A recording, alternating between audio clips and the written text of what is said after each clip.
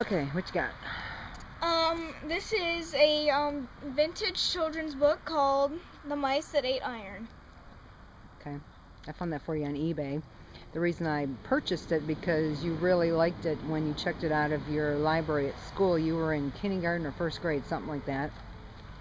And it is a cute story. You gonna read it for us? Yes, ma'am. Okay.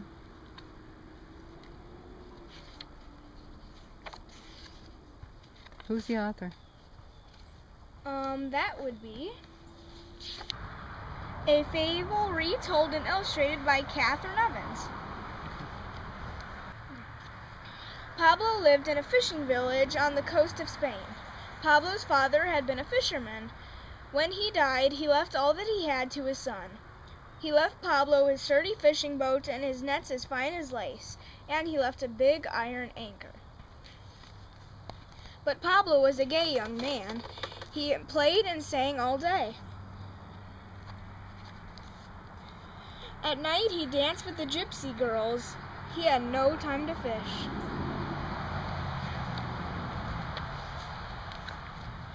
After a while, Pablo had nothing of what his father had left him. Nothing, that is, but the big iron anchor. And so Pablo left the fishing village and went to another country to make his living. The big iron anchor was too heavy for Pablo to carry, and what good was it to him anyway? Pablo took the anchor to his friend Antonio, the innkeeper, and asked him to keep it until his return. Pablo was gone for a long time indeed. Antonio began to think that his friend Pablo would never return. So one day he sold the big iron anchor to a captain of a sailing ship. As time went by, Antonio spent the money and forgot about the anchor that had belonged to his friend Pablo. One spring day, Antonio stood at the door of his inn enjoying the blue sea and the fishing boats dancing on the waves. All at once, whom should he see but his old friend? There was Pablo, tired and dusty, coming down from Granada. Over his shoulder he carried his concertina and a trunk. "Hello, friend Antonio," said Pablo, putting an arm over Antonio's shoulder. "It has been a long time since I left. I have walked far, but at last I have returned to my home." "Welcome home, Pablo," said Antonio. "Sit down and I will bring you something." He helped Pablo put down the trunk and lay aside his concertina. Off Antonio rushed. He thought to himself, "What shall I tell Pablo about the iron anchor he left me?" Then he thought of a clever plan. As Antonio returned, Pablo said, "What a lazy fellow I was, but no longer.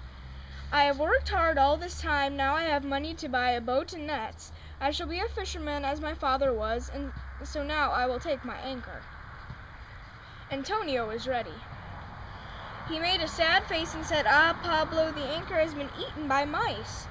The iron from which it was made was particularly sweet, and so the mice ate it." "It is a misfortune to me," said Pablo. "It was all I had left. But I know that mice love iron. I have heard of this happening." Antonio was glad to hear Pablo say this. His plan was working well.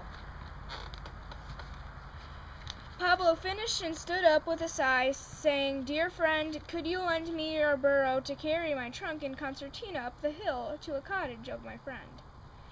I have been a long time on the road, and my load is heavy." "Yes, yes, indeed," said Antonio, for he did not want Pablo to doubt his friendship.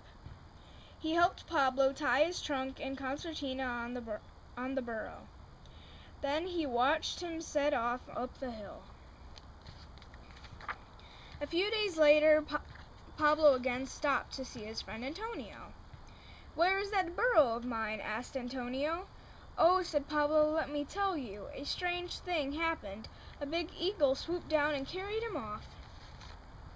Antonio flew into a rage. "That's impossible," he cried. "You have sold my burro and kept the money." People of the town heard the friends and stopped to watch this quarrel. "I demand that you go with me to the mayor," said Antonio. Pablo agreed. Antonio's face face was red with rage. Pablo remained calm as he told his story. "This is impossible," said the mayor. "How could an eagle carry off a burro?" Pablo answered, "In a country where a large anchor was eaten by mice, an eagle might easily be carried off an elephant." The mayor asked more questions. When he had the whole story, he said, "He who plays a trick must be prepared to take a joke." And so the mayor decreed that Antonio should buy back the anchor and return it to Pablo. Pablo, for his part, was to return the burro to Antonio. The end. So I hope you liked that story. So, what does that tell us? Don't lie or else it might backfire on you. Yes, very good.